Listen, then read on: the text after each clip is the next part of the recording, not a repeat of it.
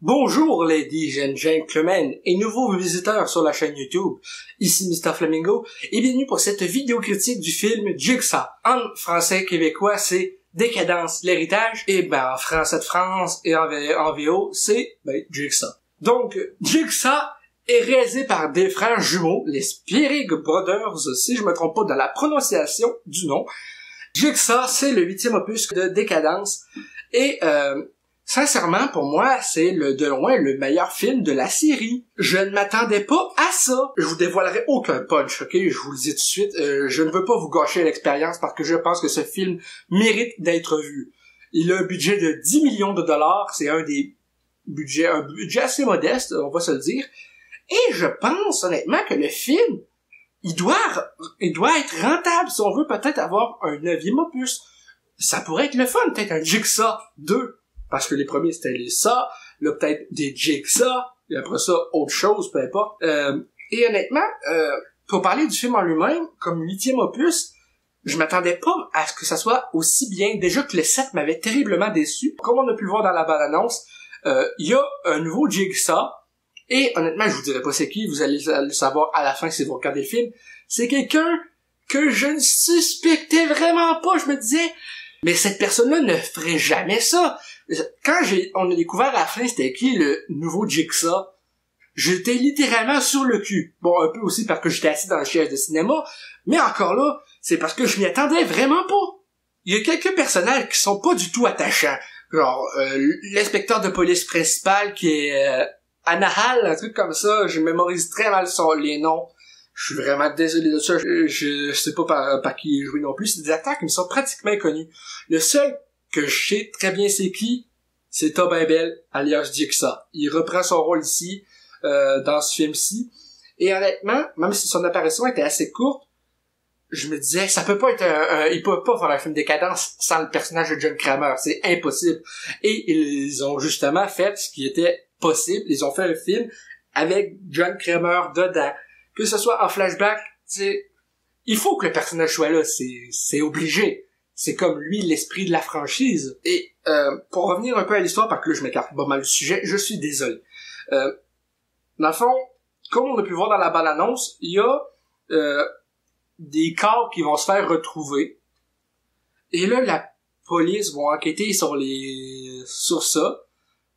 Et tout le long, on suit les aventures de ces personnes-là avant et après que leur corps soit découvert. Et honnêtement, c'était pas juste du gore.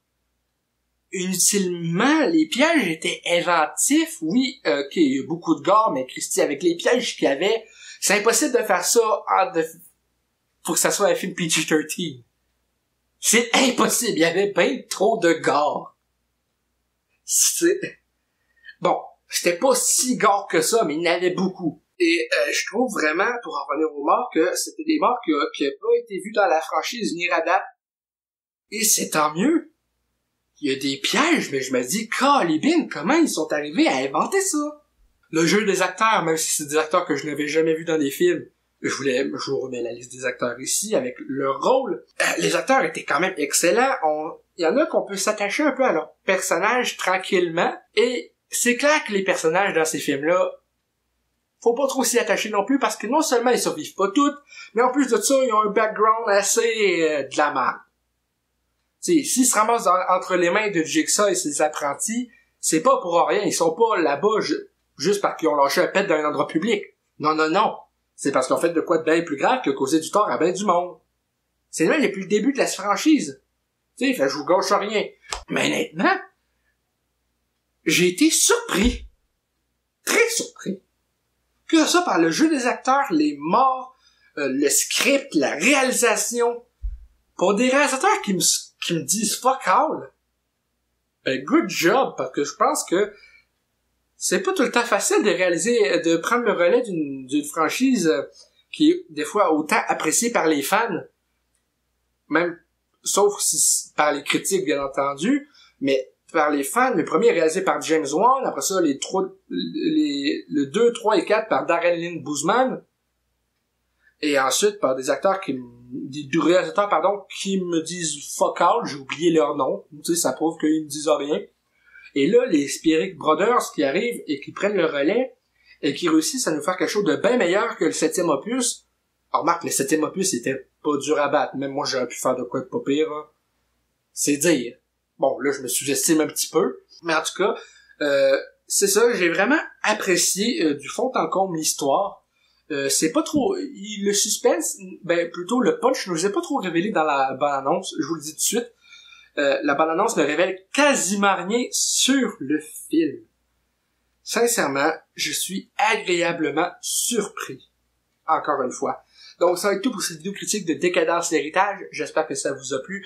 Je suis désolé si je me suis répété énormément de fois, mais en tout cas, j'avais juste besoin de vous dire à quel point ce film est excellent, selon moi. Il y a tout pour satisfaire les fans de la franchise. Et j'en suis un. Donc, si la vidéo vous a plu, n'hésitez pas à laisser un commentaire, un petit like, ça fait toujours plaisir, et un abonnement à la chaîne pour savoir quand je sors les prochaines vidéos et pour rejoindre le club et la gang des Flamants Roses. Également, j'en profite également pour faire une petite pub. Si vous avez jamais vu mon premier court-métrage, c'est une parodie de Décadence 1. J'espère que le film vous plairait. Le film a déjà 254 vues sur la chaîne Donuts Film. C'est une chaîne qui est inactive, mais sur laquelle je voulais poster tous mes courts-métrages. En tout cas, je vous mets le lien du court-métrage dans la description. J'espère que vous allez le visionner si ce n'est pas déjà fait. J'ai eu beaucoup de plaisir à faire ce court-métrage, malgré le budget très faible que j'ai eu pour les costumes et accessoires, 40$ pour tout faire. 4 jours de tournage et 3 mois de montage. Enfin bref, je vous dis à bientôt pour de prochaines vidéos. Bye bye.